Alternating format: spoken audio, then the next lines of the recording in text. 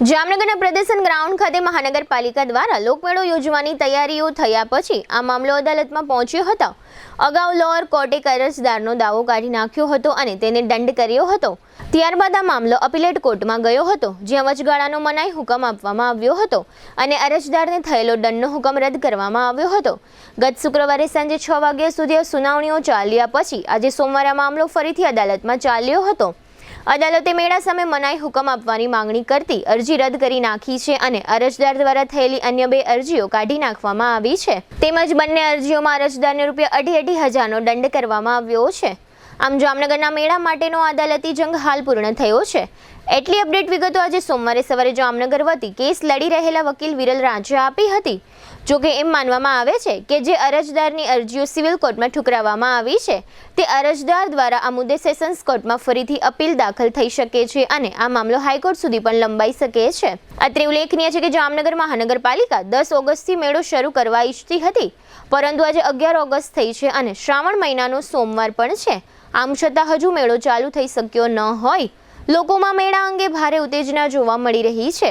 અત્રે ઉલ્લેખનીય છે કે કોર્પોરેશનની એસેટ શાખા દ્વારા મેળામાં ધંધાર્થીઓનું ચેકિંગ કરવામાં આવ્યું હતું। આ ચેકિંગ દરમિયાન 5 જેટલા પરચુરણ ધંધાર્થીઓને અહીં ગેરકાયદેસર રીતે બેસતા અટકાવી તેમને દૂર કરવામાં આવ્યા હતા।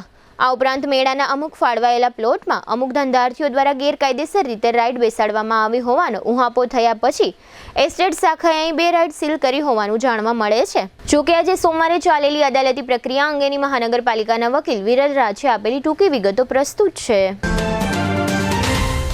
क्या आप भी अनहेल्थी लाइफस्टाइल को सुधारना चाहते हैं, लेकिन कैसे? चलिए जानते हैं। आजकल लाइफस्टाइल को हेल्थी और मेंटेन रखना हमारे लिए एक चुनौती बन चुकी है।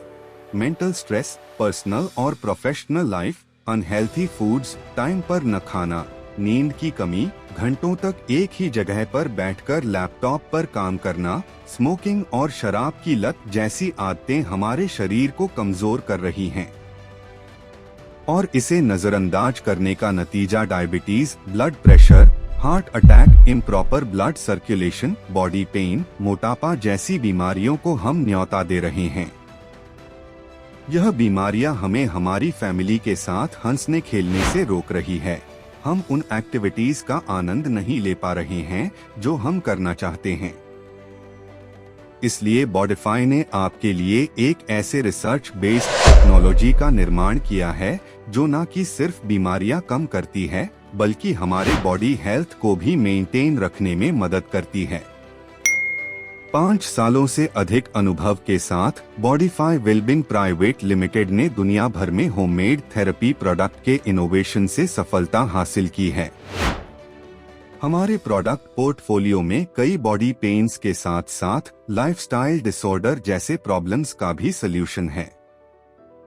टेंस EMS टेक्नोलॉजी पर आधारित भारत का पहला डिजिटल प्रोडक्ट बनाकर अपनी पहचान बनाई है, जिसने सर्टिफाइड लैबोरेटरीज IEC 60601 और IEC 60601-10 के सभी टेस्ट पास किए हैं। CDSCO द्वारा अधिकृत हम एक सर्टिफाइड मेडिकल डिवाइस मैन्युफैक्चरर हैं। अब इसे कई सारे डॉक्टर भी रिकमेंड करते हैं।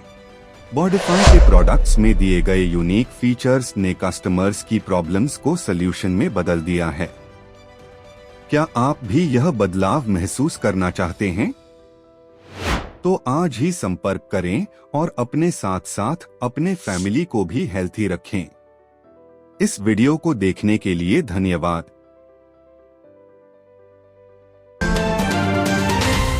જામનગરની અદાલતમાં લોકમેળાનું આયોજન જે પરંપરાગત દર વર્ષે થાય છે એ પ્રદર્શન ગ્રાઉન્ડમાં આ વર્ષે પણ કરવાનું આયોજન મહાનગરપાલિકાએ હાથ ધરેલ અને યોગ્ય પ્રક્રિયા કરીને શરૂ કરેલ। એ દરમિયાન એક આસામી દ્વારા વાદી દ્વારા દાવો દાખલ કરવામાં આવેલ કે આ લોકમેળાનું આયોજન ના થવું જોઈએ। એના વિવિધ કારણોસર એને દાવો કરેલ, જે દાવો શરૂઆતમાં જ અમે એવી અરજી કરેલ કે આ દાવો ટકવાપાત્ર નથી। નામદાર સિવિલ કોર્ટે મંજૂર કરેલ, પરંતુ ત્યારબાદ વાદી દ્વારા એને અપીલમાં પડકારવામાં આવતા અપેલેટ કોર્ટે એ હુકમ નામદાર લોઅર કોર્ટનો રદ ઠરાવી અને ફરી દાવો રિસ્ટોર કરવાનો આદેશ આપેલ અને સાથે સાથે વચગાળાના મનાઈ હુકમની વાદીની અરજી તાત્કાલિક સાંભળી લેવી તેવો પણ આદેશ આપેલ। શુક્રવારે જ એ અરજી પાછી સાંભળવામાં આવેલ. આખો દિવસ દલીલો ચાલેલ. શનિ રવિ રજા હતી અને આજે સોમવારે નામદાર સિવિલ કોર્ટે વચગાળાના મનાઈ હુકમની વાદીની અરજી લોકમેળા સામેની મનાઈ હુકમ માંગતી નામંજૂર કરેલ છે અને આ રીતે હાલ કોઈ મનાઈ હુકમ નથી મેળાના આયોજન સામે એવી અપડેટ છે. વાદીની અન્ય 2 અરજીઓ પણ હતી.